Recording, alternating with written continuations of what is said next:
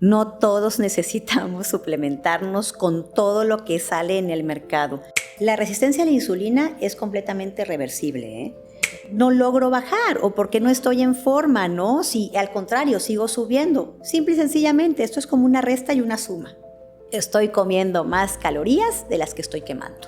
Lo que pasa es que en la cuestión de la dieta del día a día han satanizado mucho los carbohidratos. Y son de verdad necesarios. Es el macronutriente por excelencia que aporta energía.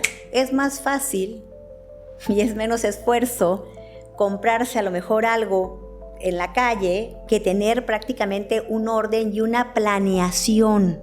Entonces, comer bien implica planeación.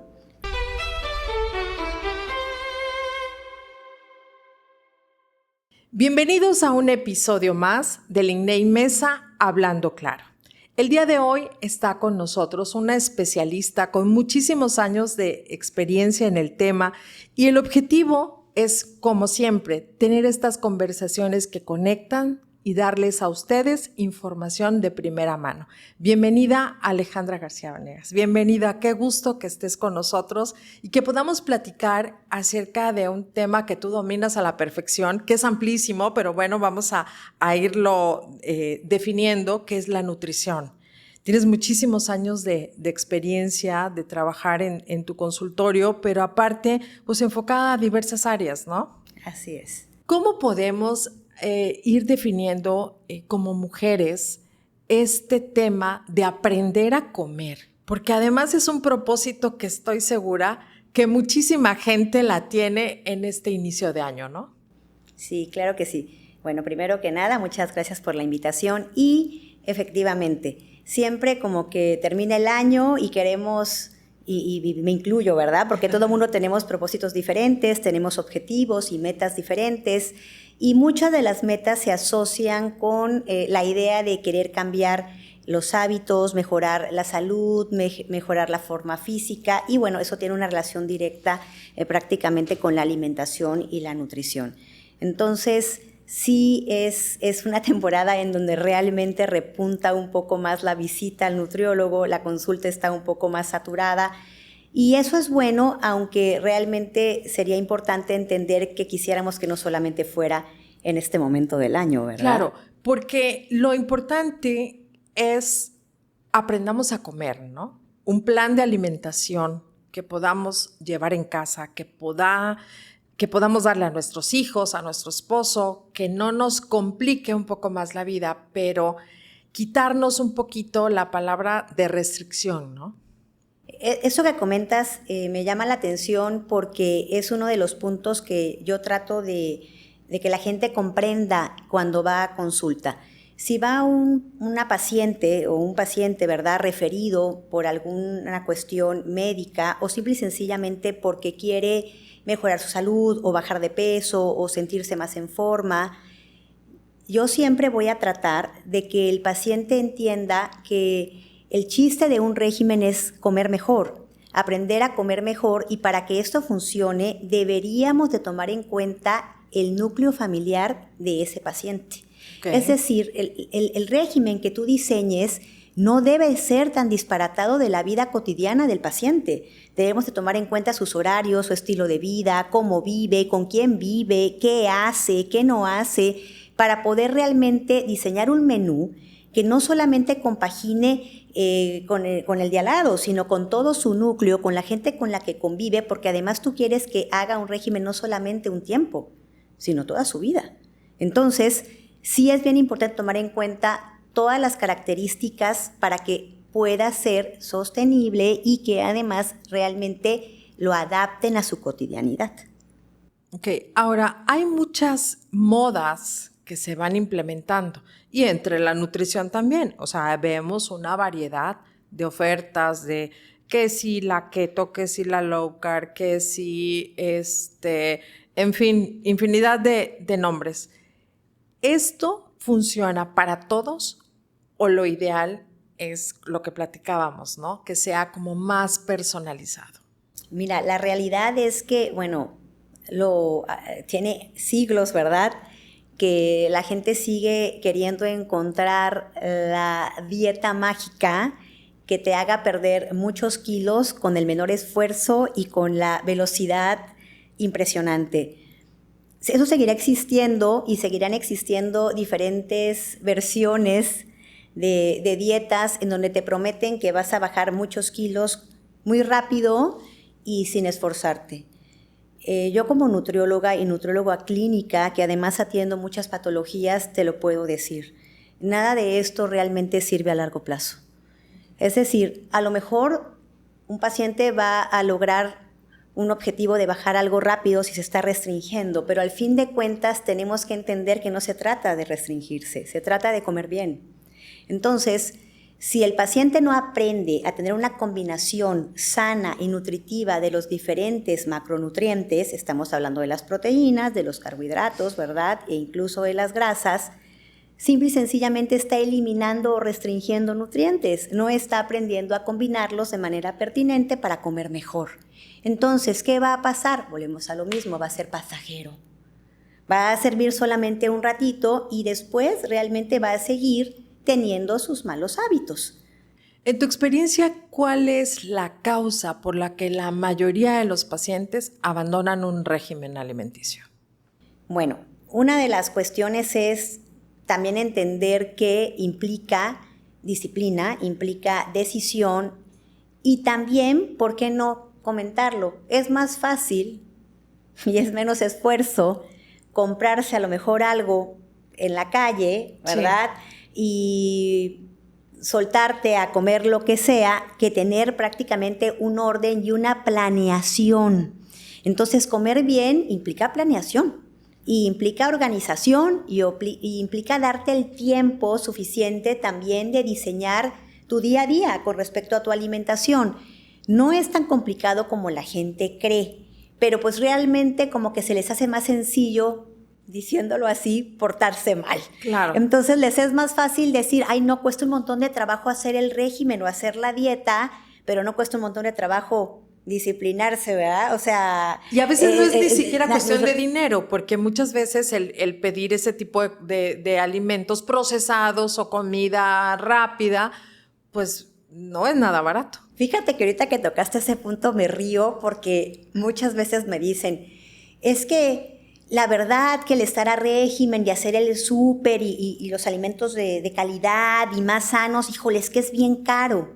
Entonces yo les digo, a ver, saca una suma de todos los gastos cotidianos u hormiga que haces en el día a día cuando no estás a régimen. Yo te aseguro que gastan más en toda la comida chatarra que compran, ¿verdad? En el día a día, en una salidita, en una paseada, que si hacen un súper de calidad cada 15 días. Sí, lo que pasa es que no lo ven porque es... Porque es poquito en exactamente, poquito. Porque es todos los días, pero créeme que hasta gastarían menos. Uh-huh. Oye, Ale, y para alguien que lleva una vida, vamos a llamar normal, un ejercicio moderado, una alimentación pues balanceada, ¿tú estás a favor o en contra el uso de la proteína en polvo? Ok, la proteína en polvo es un complemento que también puede ser suplemento que se debe de usar cuando el paciente lo necesita o lo requiere. ¿Cuál es el uso beneficioso de la proteína? La facilidad y la practicidad que te aporta. Pero tendremos que entender que la proteína es simple y sencillamente proteína. Uh-huh. Es como si nosotros comiéramos prácticamente un lomo de atún, un filete de pollo, unos huevos, ¿verdad? O sea, sustituye a una ingesta proteica. ¿En qué sentido realmente se puso mucho de moda en el tema, por ejemplo, de los ejercicios de fuerza, ¿no? Cuando entrenamos en el gimnasio. Pues porque realmente cuando uno hace ejercicios de fuerza y entrenamos con pesas, nuestro requerimiento proteico aumenta. Okay. Es decir, requerimos una porción mayor de proteína que si estuviéramos haciendo meramente cardio, por ejemplo, o si no estamos entrenando. Entonces, al aumentar ese requerimiento proteico, realmente es muy sencillo poder cumplir ese aumento con una ingesta de una proteína en polvo. ¿Por qué no lo podemos generalizar, porque no todos los pacientes lo necesitan. Si hay un paciente que entrena, pero que además tiene el tiempo suficiente para poder hacer sus comidas principales y además incluso incluir colaciones importantes que tengan una cantidad de proteína ingerida, pues a lo mejor no necesita la proteína en polvo. Claro. ¿No? Pero, por ejemplo, yo tengo pacientitas, incluso embarazadas, adultos mayores, que su ingesta proteica por una razón o por otra es muy pobre y que de alguna manera tenemos que aumentar una proteína que sea de alto valor biológico y con una calidad importante para poder llegar a su requerimiento proteico. Okay. Es ahí cuando nosotros necesitamos introducir una proteína en polvo en muchas ocasiones, ¿no? O por ejemplo con pacientitos que están con sonda. O sea, te digo, la proteína muchas veces nada más la engloban como para asociarla con el entreno. No, es un complemento que tiene una diversidad de funciones importantes, pero hay que saberla usar y hay que saber cuánto tomar y si realmente la requiero o no la requiero. ¿Qué pasa si alguien se pasa de su requerimiento proteico en un día? Si la persona está saludable, pero simple y sencillamente está comiendo de más proteína y aparte se tomas de proteína, pues ¿qué va a pasar? Va a aumentar de peso. Okay. ¿Por qué? Porque estamos comiendo más calorías de las que necesitamos. ¿Me explico? Sí. Entonces, ¿qué sucede? Pues si hay una ingesta mayor de carbohidratos, si hay una ingesta mayor de proteínas, si hay una ingesta mayor de grasa de lo que yo estoy quemando, se empieza a acumular en forma de grasa y subimos de peso porque aumenta la reserva. Uh-huh. Ahora, ¿todos necesitamos suplementarnos? Digo, hoy en el mercado encontramos una diversidad de medicinas y como en todo también hay vitaminas y suplementos que se ponen de moda. ¿Necesitamos suplementarnos? Esa es una muy buena observación. No todos necesitamos suplementarnos con todo lo que sale en el mercado. Todos los días, de veras, es complicado lidiar con el bombardeo que hay, por ejemplo, en el internet y en las redes sociales con respecto a la suplementación, tanto de vitaminas y minerales, porque sí o sí te hacen creer que todo mundo lo necesita y la realidad es que no. De hecho, el hecho de abusar de suplementación muchas veces causa conflictos y problemas en diferentes pacientes. No porque esté de moda una vitamina o un mineral quiere decir que todo mundo lo necesita. Entonces, es importante tomar en cuenta que nosotros tenemos que saber cómo está nuestro estado de salud, cómo están nuestros análisis, qué nos está arrojando, verdaderamente hay alguna deficiencia de algo, estoy comiendo una cantidad importante de fruta, una cantidad importante de verdura, que es donde realmente están las vitaminas y los minerales, o estoy consumiendo una cantidad importante de proteína de origen animal que me aporte el hierro que necesito, ¿no?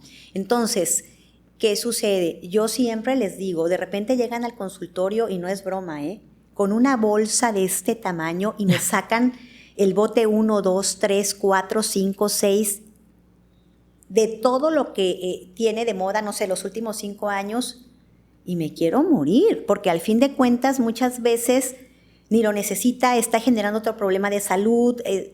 Y todo también puede ser de acuerdo a la edad, ¿no? Habrá gente, quizás nos estén viendo, mujeres en edad de perimenopausia o menopausia, su suplementación y su alimentación puede ser diferente. Totalmente. A la de una mujer que esté de 20 años, pues que a lo mejor no necesita suplementarse de tal o cual manera. Totalmente. Y lo mismo puede pasar en el caso del hombre. No puede comer el mismo el que no hace ejercicio que el que está llevando un entrenamiento mayor. Exacto. Sí, es donde volvemos a lo mismo. Todos los casos van a ser diferentes y todos los requerimientos van a ser diferentes. ¿Por qué? Porque va a depender justamente del individuo. Entonces, hay que evaluar, hay que realmente checar cómo está cada persona para saber qué necesita. O sea, porque no podemos generalizar, no todo mundo necesita lo mismo. Cuando un paciente acude contigo por primera vez, es indispensable llevar análisis básicos para saber cómo está, por dónde, digo, sí, sobre todo si no son referidos, sino alguien que dice, ¿sabes qué? Yo quiero por salud, por bajar de peso, por cambiar mi vida, ok, voy a una consulta.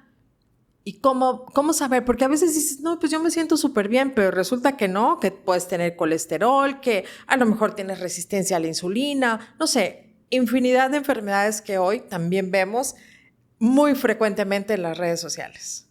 Lo ideal es que tuvieran análisis. Yo siempre les pregunto, ¿tienes análisis recientes? Enséñamelos, Okay. ¿no? Cuando no tienen análisis recientes, siempre les digo, ok, podemos empezar, pero lo más seguro es que te pida análisis dentro de nada, o sea, dentro de poquito. Y si es un paciente que simple y sencillamente en la evaluación clínica, platicando, obviamente en el cuestionario de 24 horas y haciendo su historia clínica, me estoy dando cuenta que hay muchos factores que me están indicando un padecimiento, desde ese primer día le pido los análisis. O sea, porque realmente hay que descartar. Y cuando ya me los traen y es importante referir con algún especialista, le digo, vamos a continuar el régimen, ¿verdad? Pero tienes que ir o al internista, o al endocrino, o al cardiólogo, al especialista que compete en ese momento. Pero la realidad es que yo sí trabajo con laboratorios, incluso cuando están referidos y me llevan análisis, los vuelvo a pedir generalmente a más tardar a los 3 meses. Claro. Porque es que si no, ¿cómo trabajas con números cerrados? Yo tengo una especialidad en diabetes, soy educadora en diabetes certificada, trabajo mucho con resistencia a la insulina y con diabetes, y de hecho casi pido el monitoreo todos los días. O sea, la glucometría es la única manera. La glucometría significa que el paciente lleve un seguimiento cotidiano de su glucosa, tanto en ayunas como después de haber comido. Es la única manera de que nosotros podamos saber, incluso el mismo paciente, que está mejorando. ¿Y esto es a través de la punción Sí. en el dedo o hay un monitor también que colocan en el brazo? Muchos de mis pacientes tienen sensor y bueno, va el mismo sensor programando todo en su aplicación, y muchos otros lo hacen a la antigüita con la glucosa capilar, y la realidad es que es bonito porque tú vas diseñando el menú, la dieta, y el paciente se va dando cuenta de veras del pilar tan importante que es comer bien. Porque independientemente de los fármacos que está llevando, cualquier hipoglucemiante o incluso insulina, la dieta es lo que va a hacer que el paciente tenga una respuesta a corto plazo. Entonces se puede ir dando cuenta en esa curva que va obteniendo de su medición cotidiana, ¿me explico? Sí. Ahora, ¿puede un paciente que tiene pues la resistencia a la insulina o que incluso tiene diabetes, puede revertirlo a través de la alimentación y del ejercicio? La resistencia a la insulina es completamente reversible, ¿eh? Ok. O sea, y pudiéramos decir que es como si fuese una prediabetes, porque realmente está generando resistencia a la insulina el organismo, pero claro que se puede revertir y además también es prevenible. Cuando ya estás diagnosticado como diabético, bueno, es diferente porque se supone que la diabetes pues no se cura, pero ojo, sí se controla. Es decir, si está llevando todo como debe de ser, está comiendo como debe de ser, está tomando sus medicamentos e incluso hace algo de actividad física, puede vivir como si no fuese diabético siendo diabético. Uh-huh. Tu opinión como especialista es, se dice en las noticias o en la información que hay, que el porcentaje de la población que tiene resistencia a la insulina es muy alto. Lo que pasa es que muchos no lo sabemos. O sea, lo tenemos, pero no lo sabemos y tampoco nos preocupamos mucho por saberlo, porque además viene dentro de todo lo que muchas veces uno come, ¿no? Otro compromiso es quizás ir leyendo las etiquetas a veces de los productos. No todo lo que nos venden es bueno. Ahora, ¿por qué crees que se lleva este porcentaje tan alto de la resistencia a la insulina? Y a veces lo vemos en gente, en niños, en jóvenes.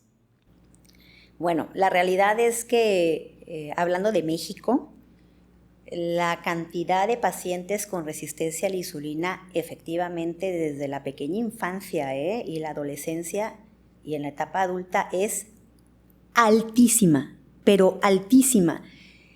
Y bueno, la realidad es que eso se debe al estilo de vida.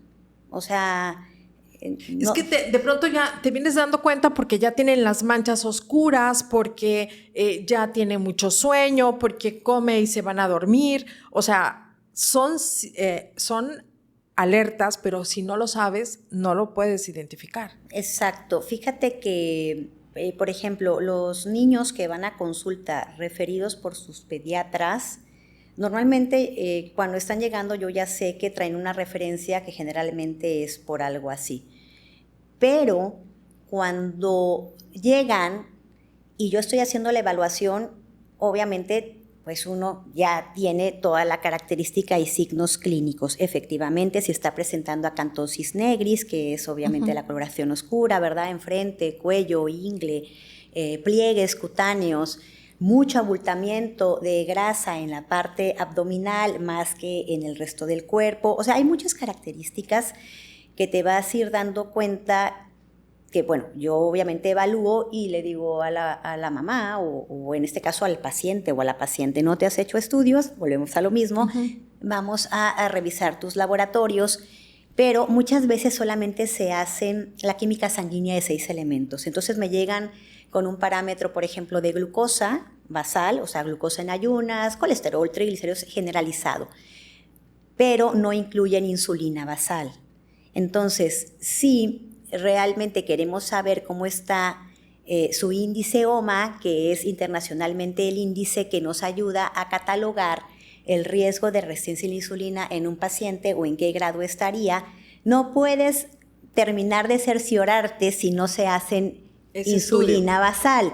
Entonces, generalmente yo lo solicito y de esta manera puedo explicarle más fácilmente al paciente en qué rango se encuentra y cómo podemos trabajar para bajar esos niveles, porque muchas veces se quedan simple y sencillamente con lo que tienen en la glucosa en ayunas. Okay. Y si la glucosa en ayunas les sale en el rango correcto, dicen, ahí está, estoy re bien. No necesariamente. No necesariamente. ¿Me explico? Y entonces también luego caemos en la píldora mágica, ¿no? O sea, me tomo la pastilla para irlo controlando, pero sigo con mis hábitos de siempre. Porque cuántas veces no habrás tú escuchado, es que no puedo dejar el pan o el café tiene que ir endulzado y con pan. Entonces son hábitos que se van aprendiendo en casa. Así es, y pasa exactamente lo mismo efectivamente con el tema de la resistencia a la insulina y con las hiperlipidemias. O sea, traen el colesterol, el triglicérido alto, van a su médico, el médico les dice tienes que cuidar tu alimentación, tienes que hacer ejercicio y tomarte este medicamento. Se toman el medicamento, muchas veces no modifican el régimen, ¿verdad? Ni hacen ejercicio, se hacen los análisis y dicen, ya ves, estoy divino, lo tengo súper bien. Pues sí, pero al fin de cuentas vas a dejar de tomarte el medicamento y el repunte va a venir. Y no porque sea un rebote, sino por lógica. No modificaron realmente su manera de comer. Excelente explicación, porque efectivamente muchas veces a eso recurrimos, ¿no? A la píldora y seguimos en nuestros mismos hábitos. Ahora, ¿cómo es la alimentación, Ale, para alguien que sí hace ejercicio y que sí tiene una vida mucho más activa, que incluso contribuye para ver resultados, ¿no? También. Uh-huh. Ok, nosotros como seres humanos tenemos un requerimiento calórico que es simple y sencillamente por el hecho de vivir, por el hecho de respirar, caminar, despertar, moverte, ¿cierto? Bueno, nuestra necesidad de energía o de calorías va a depender también de nuestra actividad física. Entonces, entre más activos seamos y si tenemos en el día a día el hábito real de hacer un ejercicio de intensidad, nuestro requerimiento va a ser mayor. O sea, vamos a necesitar más calorías y más energía.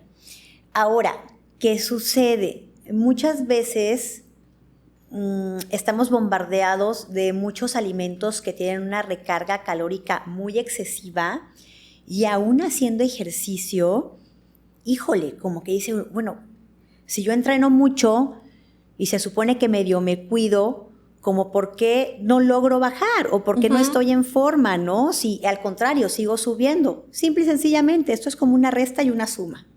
Okay. Estoy comiendo más calorías de las que estoy quemando. Y a lo mejor sí hay un beneficio del ejercicio, pero no ves el resultado. El beneficio del ejercicio es sí o sí. O sea, el ejercicio es algo bueno, es una belleza para mejorar tu condición cardiovascular, tu condición física en general, para fortalecer tu sentido musculoesquelético. O sea, va a ser bueno, pero efectivamente no puede hacer la tarea solo. Okay. Necesitamos realmente combinar con un buen régimen lo que nosotros estamos haciendo de ejercicio. Definitivamente. Sí. Y esto va de la mano de comer más veces al día, porque también ese es otro mito. De pronto es come 5 veces al día, luego es ayuno intermitente, luego pues ya no necesitas las colaciones. Entonces, ante ese bombardeo, ¿qué es lo ideal? Esa también es una muy buena observación, porque volvemos a lo mismo, a lo que yo te decía hace rato.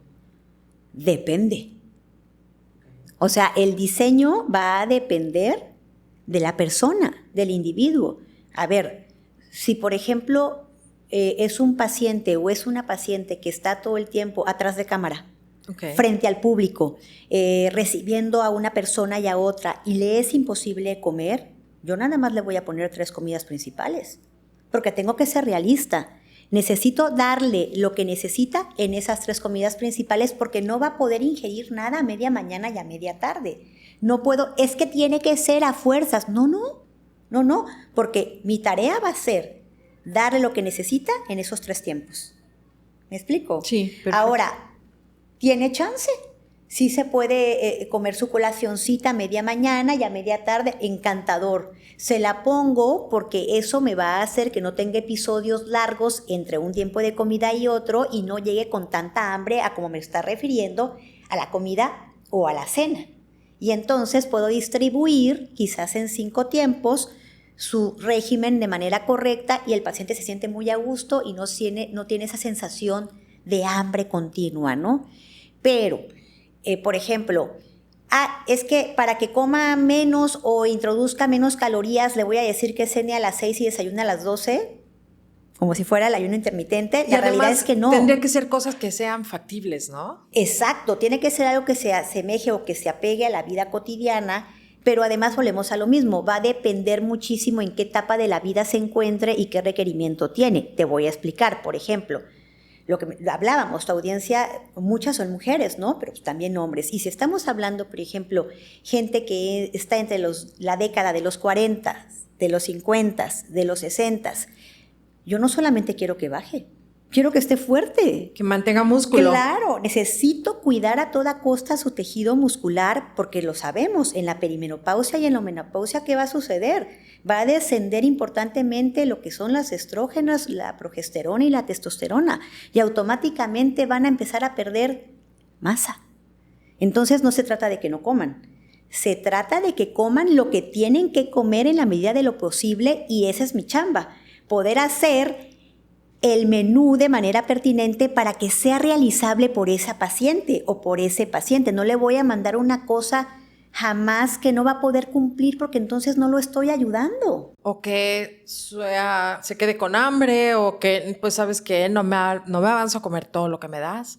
Que también puede pasar, ¿no? También para puede la gente pasar. Que va en búsqueda de subir músculo. Exacto. Pero te diga, no me avanzo todo. En una sentada no puedo, ¿no? Así es. O quien dice, ¿sabes qué? Es que yo nada más como una vez en el día. Dices, auxilio, exacto. ¿Cómo puedo, no? ¿Cómo puedo ayudarlo? Oye, y a mí no me gustaría que termináramos esta entrevista sin conocer tu opinión acerca de esta modificación que hubo a la pirámide nutricional, que de pronto vemos que ahora pues prácticamente está invertida, ¿no? De lo que habitualmente se conocía. Uh-huh. Pues mira, cuando ya te sientas a analizarla bien, no está tan invertida. O sea, es bastante similar. Nada más que obviamente te excluye lo que sabemos que debemos excluir, que es el hecho de consumir, por ejemplo, azúcares refinados, pero no te está diciendo que quites los carbohidratos como base. Antes se decía, ¿verdad? Bueno, en la pirámide clásica, que el 60% de nuestra ingesta debería de ser a base de carbohidratos. En esta pirámide le está dando prioridad a la proteína e incluso a grasas, ¿no? Pero el enfoque real, si lo metes como plato de buen comer, es parecidísimo. Al final, ¿qué estamos haciendo? ¿Aumentando la proteína? Aumentando la proteína. Y el carbohidrato, ¿qué debemos entender? Porque digo, también habrá quien cómodamente diga, no, pues ya me puedo comer las papas, ¿no? Exacto. El arroz frito. Es que a eso iba yo. Lo que pasa es que en la cuestión de la dieta del día a día han satanizado mucho los carbohidratos y son de verdad necesarios. Es el macronutriente por excelencia que aporta energía. Lo que pasa es que hay de carbohidratos a carbohidratos. Entonces, no quieren comer una tortilla, no quieren comer una porcioncita de arroz, pero se quieren comer, no sé, 3 conchas. Sí. ¿Vamos? Entonces, no sé si lo has analizado, que estamos como en esa era en que satanizan mucho los alimentos, así como han satanizado los carbos, han satanizado los lácteos, han satanizado infinidad de nutrientes que son buenísimos. Ojo, hay que saber cuánto comer, en qué porción, en qué cantidad y la de combinación, qué tipo. ¿no? Exacto. O sea, ¿cómo combinar? Porque de pronto por ahí decías, bueno, puedes comerte una manzana y agrégale 4 almendras. Pues puede ser, a lo mejor estás haciendo una combinación porque vas a tardar mucho en volver a ir a comer.